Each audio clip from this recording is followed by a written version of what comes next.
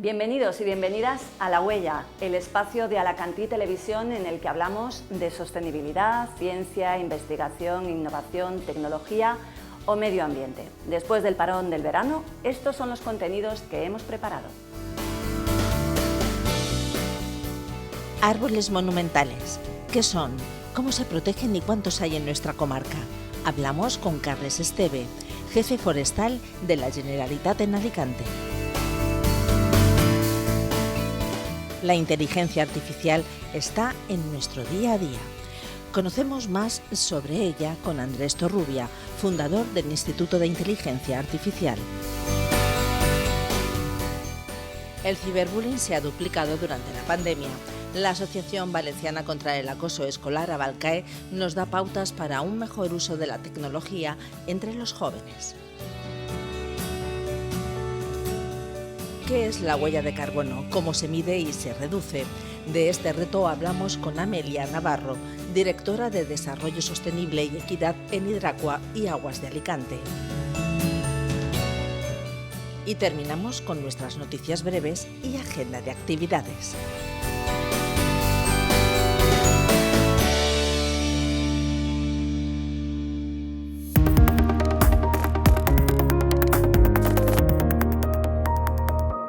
En nuestro reportaje de esta semana hablamos de los árboles y de cómo ponerlos en valor y protegerlos, pero no de cualquier árbol, sino de árboles singulares por su edad, por su porte o por sus valores vinculados a la historia o a las tradiciones. Son los árboles monumentales y tenemos muchos en nuestra comarca.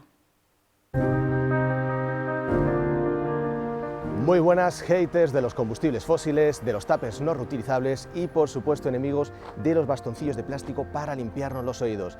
Bienvenidos a vuestro espacio favorito. Hoy vamos a conocer a la prima donna del reino vegetal, a los árboles monumentales. Nos podemos hacer una idea de cómo son árboles especiales, longevos, muchos de ellos de grandes dimensiones, pero tenemos muchas preguntas que hacernos al respecto, como por ejemplo, ¿qué aspectos en concreto debe tener un árbol para que se le considere monumental? ¿Podemos disfrutar de algún ejemplar en nuestra comarca? ¿Cuántos hay? ¿Cómo es su mantenimiento? O más importante, ¿están bien protegidos?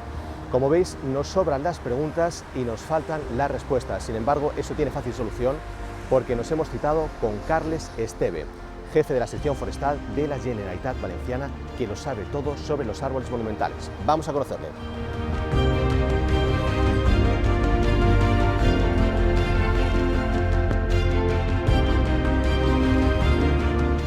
Carles, encantado. ¿Qué tal? ¿Cómo estás? Muy bien. Bueno, pues explícanos qué características debe tener, cómo debe ser un árbol, qué características debe tener para ser considerado monumental. Bueno, hay dos formas de entrar en el catálogo. Sí. Una es por las dimensiones, porque tiene unas dimensiones tanto de altura como de diámetro de tronco muy grandes, y esos entran, dijéramos, directos, ¿no? Eso es una protección genérica. Las dimensiones pues son o tener más de 350 años, o medir más de 30 metros, ¿no? Eso es dijéramos, son dimensiones generales, tener un diámetro de copa de 25. El tronco también es importante. El tronco también, que sea mayor de 6 metros. Cumpliendo cualquiera de esas ya dijéramos que entraría en una protección genérica, pero luego hay otro tipo de protección que es la que viene por interés local, que normalmente también son árboles de grandes dimensiones, algunos incluso superan estas que yo he dicho, pero dijéramos que la iniciativa viene del ayuntamiento que te dice, oye, yo tengo aquí este árbol que tiene un interés patrimonial, histórico, cultural, ¿no? O incluso un porte magnífico, monumental, que quiero que esté, ¿no? Y entonces eso, pues esa petición se recibe y también entra en este catálogo valenciano de árboles monumentales o singulares, que por eso se llama también singulares.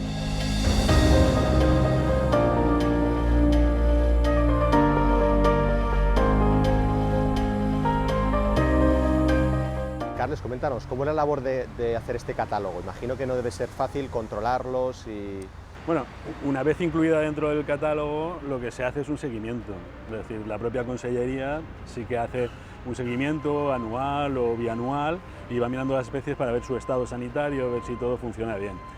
Luego, un árbol, por estar en el catálogo, ya tiene un nivel de protección. Protección quiere decir que, por ejemplo, 10 metros alrededor de su copa, cualquier actuación que se haga sobre el suelo tiene que tener una autorización expresa, porque podemos dañar el sistema radicular, podemos estoropear las raíces, que es el principal sustento Claro. y alimentación del árbol, ¿no? Con lo cual, eso ya tiene una protección. Luego tiene la otra protección de que no se le puede dañar, no se puede subir, bueno, mil cosas Claro. que no se pueden hacer. Carles, ¿por qué es importante proteger estos ejemplares? Bueno, yo creo que al final estos árboles forman parte de nuestra historia y de nuestra vida. Quiero decir, y muchos de ellos están en plena naturaleza y han sido árboles productores, como comentábamos antes, algunos olivos, pero también tenemos árboles que están en nuestros parques, están en nuestra infancia. La propia ley lo dice, al final son obras de arte que la naturaleza ha ido esculpiendo. Tienen además un porte, muchos de ellos, que nos asombra al verlo, y eso es una cuestión que debemos querer, debemos apreciar y debemos proteger, porque es un patrimonio histórico, cultural, y es la idiosincrasia de nuestro pueblo, ¿no? Vale, quería preguntarte si es compatible el uso turístico, se puede, por ejemplo, promocionar rutas para visitar árboles monumentales con la protección de estos árboles. ¿Es compatible o no? Eso hay, como en todo, hay opiniones, ¿no? Pero nuestra opinión de la Consellería, el espíritu de la propia ley, y yo personalmente pienso que al final uno quiere lo que conoce. Por lo tanto, yo entiendo que deben ser visitables, deben promocionarse, y sobre todo lo que debe promocionarse es verlos y respetarlos. Es decir, al final es hacer actuaciones para que la gente los pueda observar. Realmente nosotros en el tiempo, la ley es del 2006, o sea que llevamos ya unos años con esto, y no hemos observado tampoco que la visita al final pueda ser perjudicial para el árbol, excepto algún caso muy aislado, ¿no? Árboles que están muy aislados, que a lo mejor pues lo de siempre con la navajita haciendo el tonto, ¿no?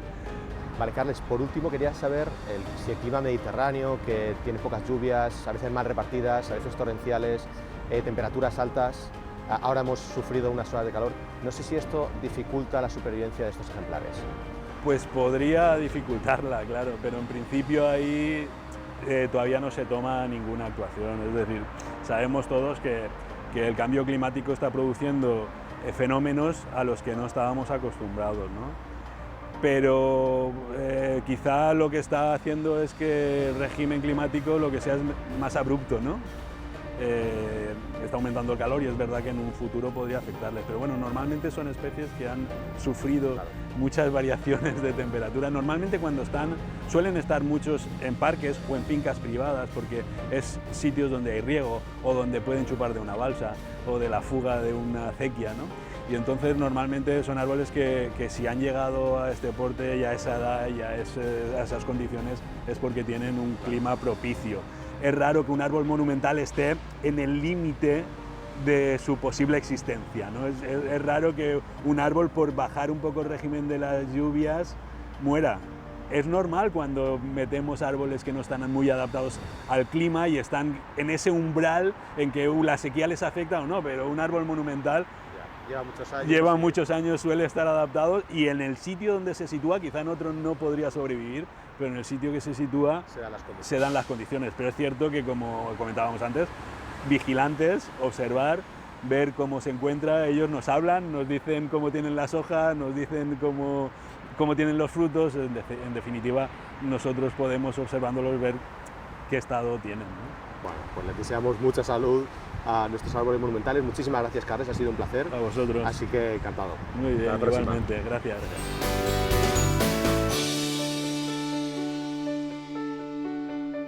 La inteligencia artificial ha venido para quedarse, pero ¿realmente sabemos qué es, cómo funciona y cómo afecta a nuestro día a día? Para conocer un poco más sobre este tema, hablamos con un experto, Andrés Torrubia, director y cofundador del Instituto de Inteligencia Artificial de Alicante.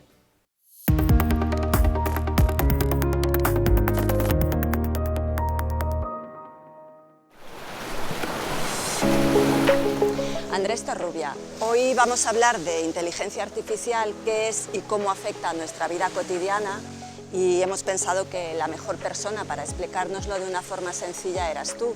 Eres ingeniero de telecomunicaciones, has fundado 2 empresas vinculadas con la inteligencia artificial, una es MedBravo, junto a tu mujer, Aurelia Bustos, y la otra en 2020 es el Instituto de Inteligencia Artificial. Así que cuéntanos un poco qué es la inteligencia artificial y cómo nos afecta. Muy bien, pues mira, la inteligencia artificial lo primero que hay que pensar es que es software. Software son programas informáticos que están en ordenadores. Antes de explicar inteligencia artificial, vamos a imaginarnos hace 10-20 años cómo es el software. El software es muy rápido, se ejecuta en ordenadores, pero aunque ha cambiado mucho la economía, era muy limitado. Por ejemplo, el software no podía entender las imágenes, no podía ver, tampoco podía entendernos nosotros. Nuestra historia con la tecnología siempre es nosotros adaptándonos a la tecnología. ¿Qué es la inteligencia artificial? Pues es hacer máquinas, hoy en día sobre todo son software, no son robots, son software que son más inteligentes. ¿Qué es la inteligencia? Entonces hay diferentes facetas de inteligencia. Inteligencia visual, para que los ordenadores puedan entender las imágenes, entender qué pasa en un vídeo. Antes, hace 20 años, un ordenador cogía una foto y no sabía lo que había. Hoy en día todos hemos utilizado las plataformas de redes sociales y enseguida te dicen quién está en la foto. Eso es una faceta de inteligencia artificial. Igual que en imagen, puedes verlo en texto, en el lenguaje hablado. Hay inteligencia verbal, que los ordenadores empiezan a, todavía es más rudimentario y lo vemos con los chatbots, pero empiezan a entender texto y empiezan a intentar medio, entre comillas, a escribir texto. Todos hemos hablado con Siri. Siri hace 20 años era impensable que existiera. Pues eso es una encarnación de inteligencia artificial y tienes facetas, la inteligencia visual, la inteligencia del lenguaje, hay muchas facetas, el razonamiento, y la inteligencia artificial es la disciplina que intenta hacer que los ordenadores sean buenas en imitar, digamos, la inteligencia humana o superarla. O superarla, que es uno de los peligros, ¿no? O uno de los miedos que tenemos. Todas las tecnologías tienen siempre esa dualidad. Yo me considero una persona muy optimista a nivel tecnológico y la inteligencia artificial es una herramienta. Y creo firmemente que es una herramienta que como humanidad, ¿por qué no decirlo?, es una herramienta que necesitamos. Si pensamos en los desafíos que tenemos hoy en día como especie, el cambio climático, la gestión de energía, los residuos. Fíjate que estoy hablando de cosas muy importantes, muy grandes, ¿no? O sea, más allá de la economía, más allá de la economía, necesitamos herramientas para solucionarlo. Y la inteligencia artificial es una herramienta, repito, sigue siendo software, que son programas informáticos, pero mucho mejores. Y yo creo que sí, puede haber un periodo, digamos, donde genere miedo. Es una reacción humana muy natural, ¿no? Pero yo pienso que a la larga es una herramienta muy útil que necesitamos. Bueno, así explicado, Andrés, parece muy sencillo de comprender. Si te parece, vamos a subir ahora a vuestra oficina aquí en el Campello y conocemos un poco más los proyectos en los que estáis trabajando. Estupendo.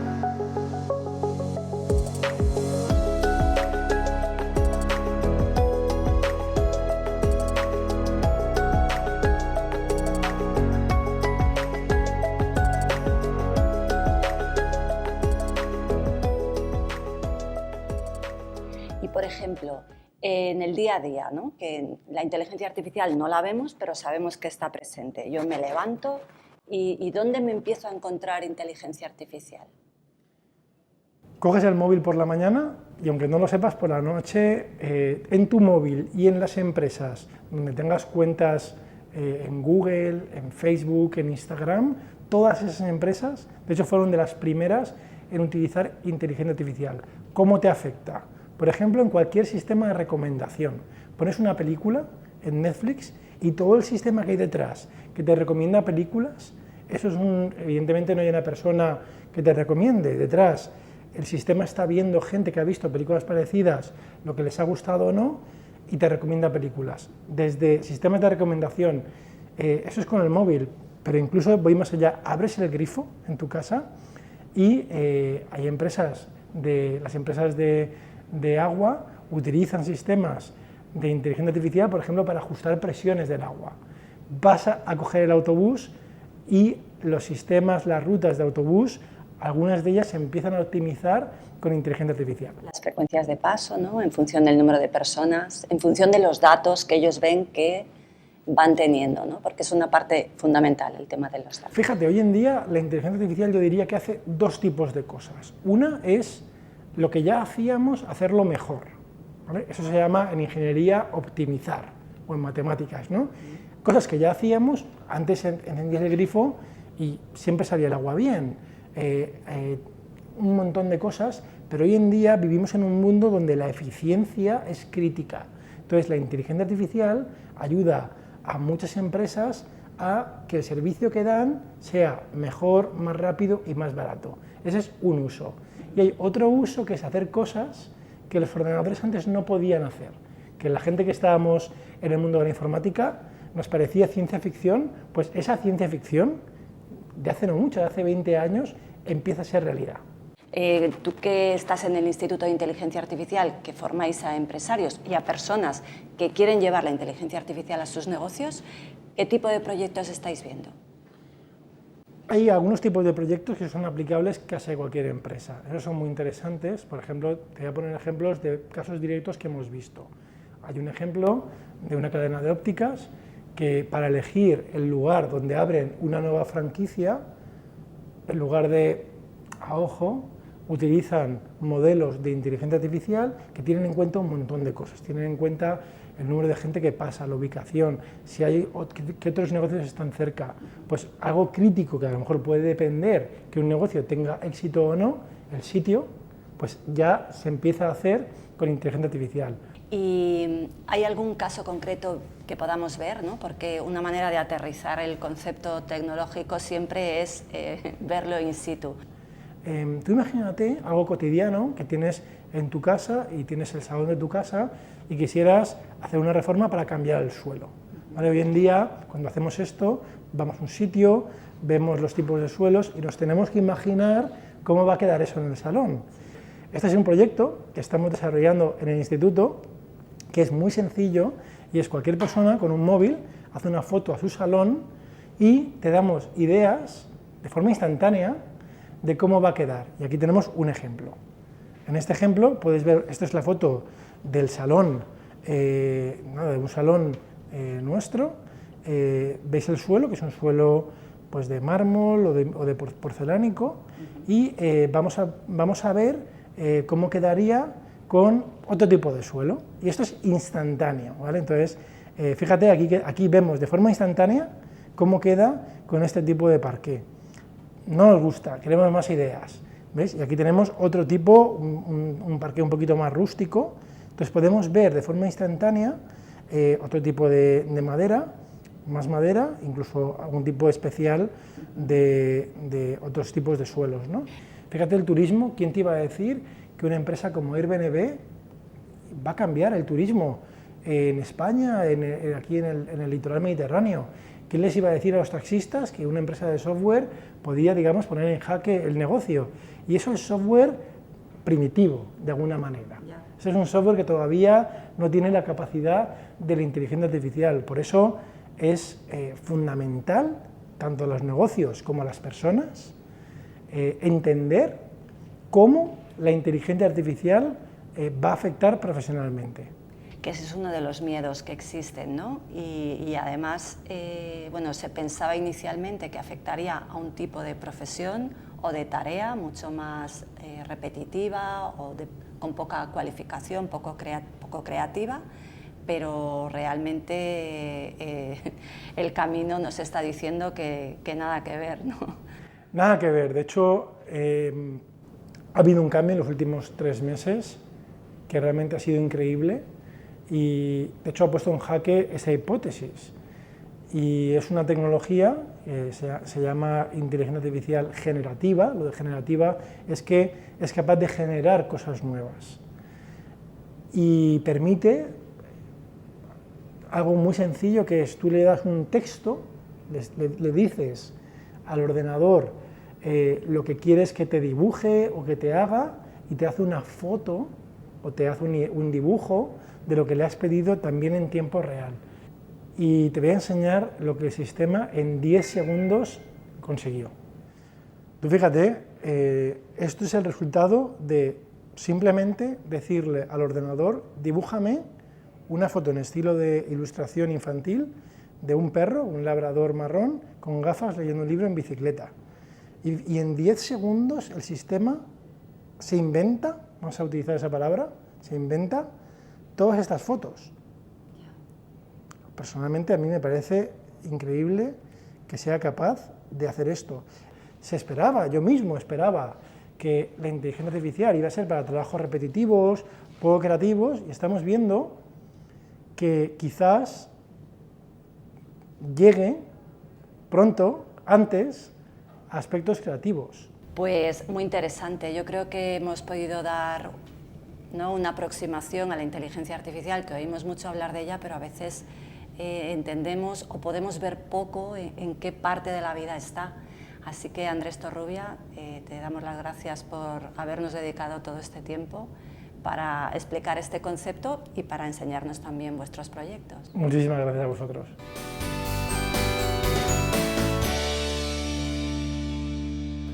El binomio tecnología y adolescentes tiene muchas aristas. ¿A qué edad deben de tener móvil los niños? ¿Existen buenas prácticas que como padres podamos poner en marcha? Todas las respuestas nos la da en la sección de la escuela Abalcae, la Asociación Valenciana contra el Acoso Escolar.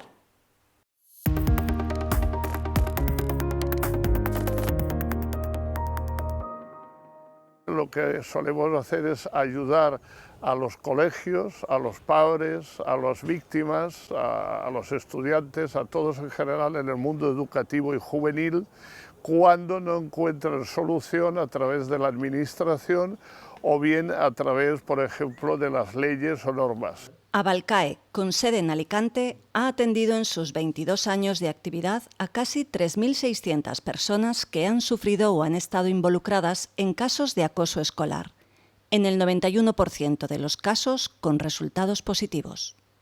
Problemas de acoso, problemas de plazas que no encontraban en los colegios, problemas entre el colegio y padres, etcétera, siempre desde el punto de vista de la mediación y la concordia. La pandemia ha influido en un mayor uso de la tecnología en los colegios por la creación de grupos de WhatsApp, pese a que la edad legal para tener perfil en redes sociales es de 14 años. La tecnología en los colegios ha dado un salto cualitativo muy grande en progresión geométrica con el tema del COVID. Entonces, sin proponerlo y sin quererlo, y me imagino que con toda buena intención, muchos profesores han formado grupos de WhatsApp, grupos de trabajo en las redes, pero se han olvidado de una normativa, que ningún menor de 14 años puede estar en las redes, está prohibido. Abalcae también alerta de la presencia en redes sociales de niños y niñas pequeños, que incluso tienen móviles inteligentes. Hay que tener en cuenta que los niños no son tontos, entonces crean perfiles falsos. Y hoy por hoy, a los 9, 10 años, ya ves gente con su smartphone, su iPad, su ordenador. Y esto, la verdad, es como si le diéramos las llaves de un coche a un niño de 9, 10 años. Eso diría, bueno, esto es una burrada. Según esta asociación, el ciberbullying ha aumentado un 50% con el COVID. Y recuerda que el acoso puede acabar en depresión, estrés postraumático o suicidio. En España se suicidan todos los años, y eso no lo dicen, pero es así, cerca de 400 niños por acoso escolar. Pero, ¿a qué edad pueden tener un teléfono los niños? El uso del móvil hasta ahora era los 14 años por ley. Hoy día la Unión Europea y las Naciones Unidas están estudiando el que todos los países aumenten la edad a los 16, porque muy poco joven está suficientemente maduro para no entrar al trapo en los problemas que hay en las redes. Nosotros damos una serie de consejos. Por ejemplo, una persona que te está molestando todos los días en la red, no entres al trapo, bloquéalo y fuera. Tú no lo verás y él no te verá a ti. Segundo, que no te importe lo que digan los demás de ti, que te importe lo que tú sientes de ti. En sus charlas, Abalcae recomienda pautas de uso en redes sociales a los menores. ¿Qué pautas son esas? Pues la primera, nunca insultar, ni usar la grosería, ni nada en las redes sociales. Segundo, respetarse como todo. Tercero, pues de alguna forma dialogar, y si uno no está de acuerdo, hablar cara a cara, no enquistarse el problema y que vaya creciendo. Y sobre todo hay una norma fundamental, que es la que podríamos resumir todo como los mandamientos, ¿no? que es que no hagas en las redes, en la vida virtual, lo que no harías en la vida normal. Si tú en la vida normal no te subes a un coche de un desconocido, ¿por qué en la red admites a un amigo que no lo conoces de nada?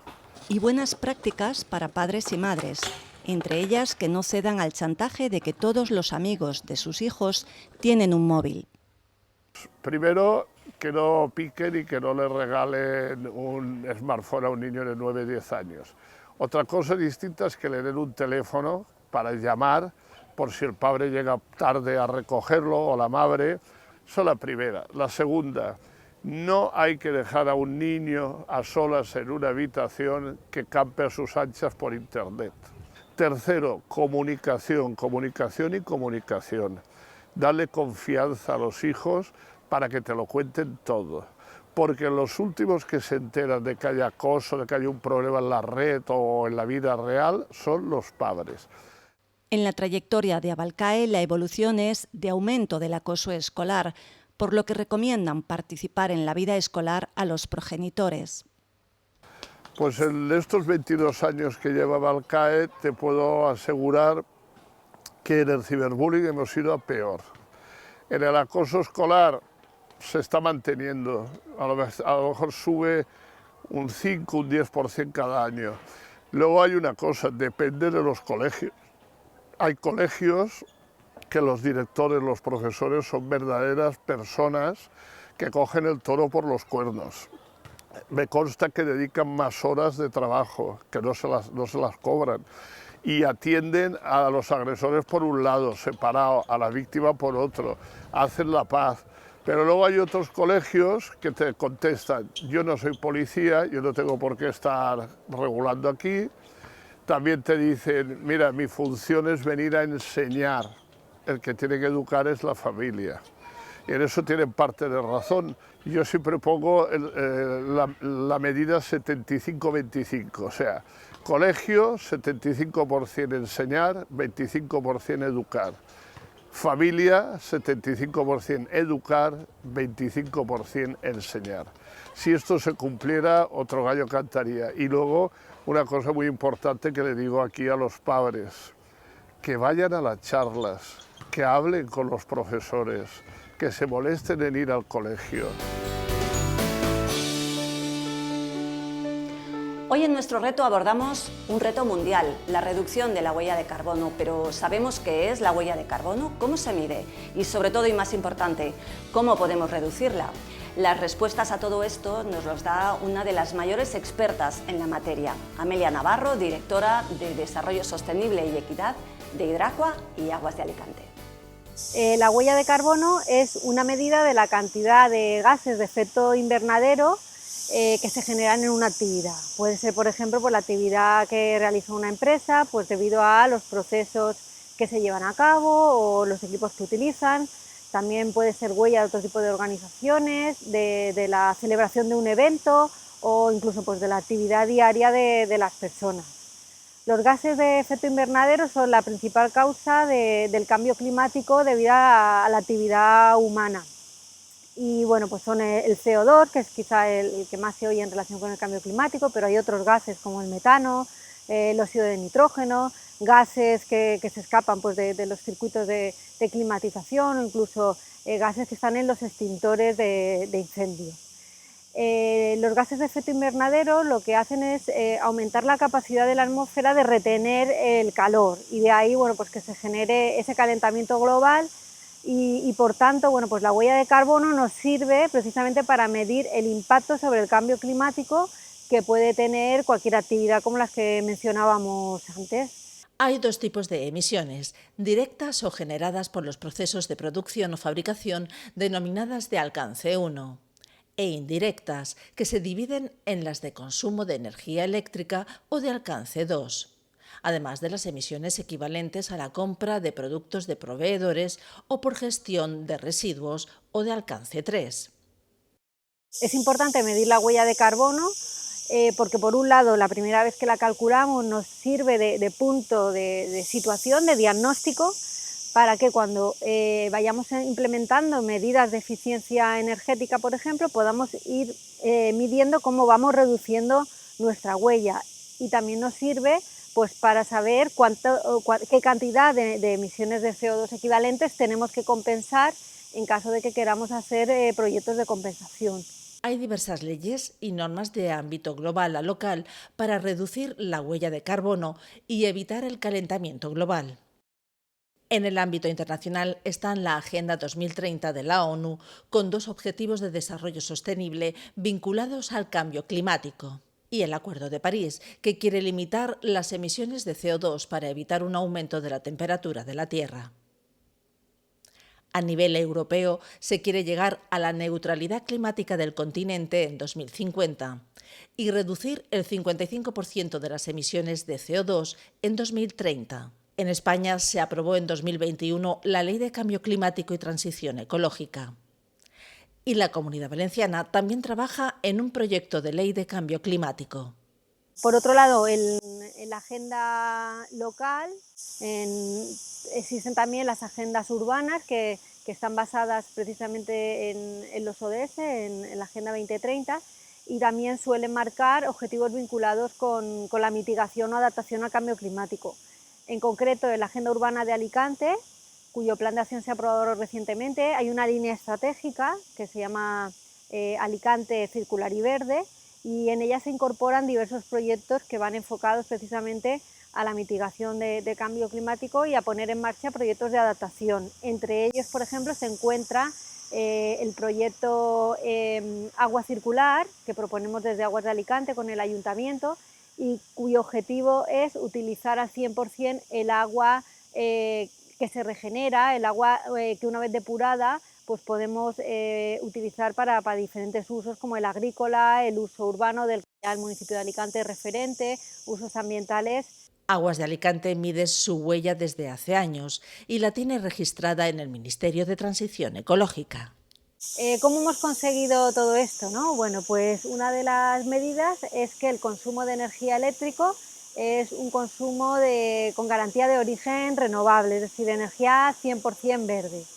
Además, bueno, pues hemos puesto en marcha medidas de generación de energías renovables en nuestras instalaciones, como por ejemplo, pues aprovechar el biogás que se genera en los procesos de depuración para generar energía eléctrica con los procesos de cogeneración. Por otro lado, pues también estamos apostando por la energía fotovoltaica e instalando pues, paneles solares en algunas de las instalaciones, como son depósitos, depuradoras, etc. Con estas medidas, tanto de compra de energía verde como de generación de renovables, hemos conseguido que reduzcamos la huella en un 86% respecto a si consumiéramos energía convencional, que es una reducción muy importante. En paralelo, tiene planes de eficiencia energética. Un objetivo es reducir un 40% las emisiones de vehículos con la electrificación de la flota y cuenta con planes de resiliencia para hacer frente al cambio climático evitando las inundaciones. Un ejemplo es el Parque La Marjal de la playa de San Juan. Para compensar la huella que no puede reducir, Aguas de Alicante trabaja en un plan de compensación de plantación de árboles. Este plan de reforestación se integra dentro del plan Foresta 2030 del Ayuntamiento, que también pretende aumentar pues, la masa arbórea en el municipio. Y con esto, bueno, ¿qué hacemos? Pues además de compensar la huella de carbono, pues se contribuye a la restauración de los ecosistemas y a tener pues, más zonas verdes para el municipio y para disfrute también de la ciudadanía. Con todo esto, bueno, pues en el plan estratégico y en relación a la compensación, el objetivo que nos hemos marcado es alcanzar la neutralidad climática en el año 2027 y, como os decía, bueno, pues ya estamos trabajando para que incluso podamos adelantarnos a esta fecha y poder ir compensando en todos estos años la huella de carbono que generamos desde nuestra actividad.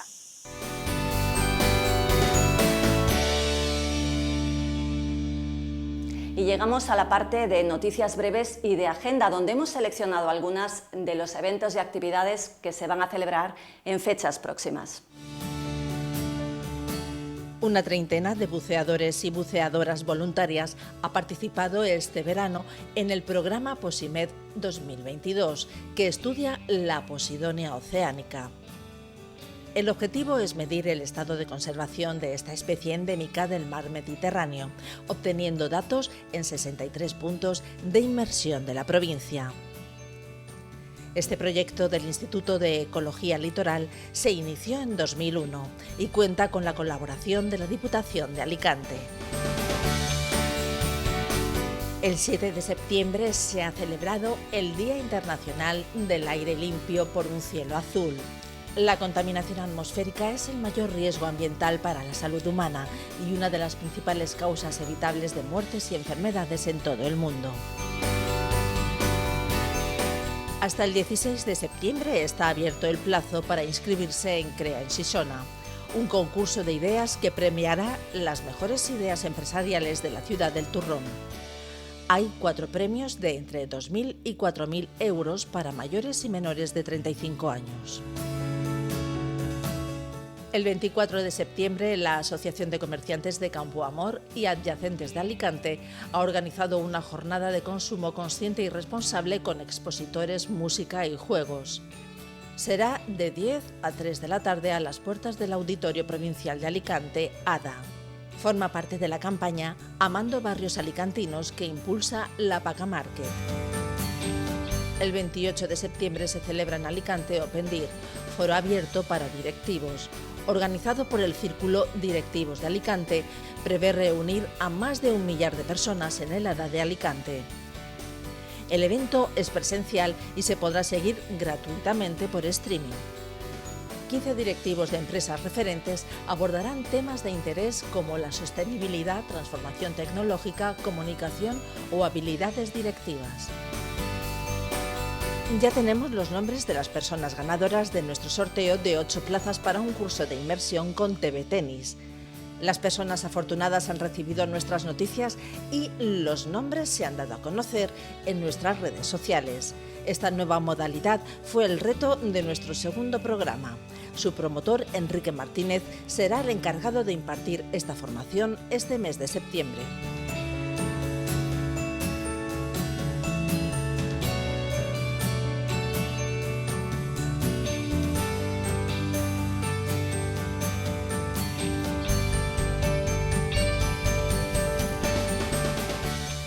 Y así hemos llegado al final de este programa de La Huella. Recordad que es un espacio abierto a vuestra participación. Podéis enviarnos noticias, eventos, vídeos e incluso propuestas de temas que podamos abordar en próximos programas a la dirección de correo electrónico info@huella-medioecológica.es y también al número de WhatsApp que aparece en pantalla. Esto ha sido todo. Muchas gracias por vuestra atención y hasta el próximo programa.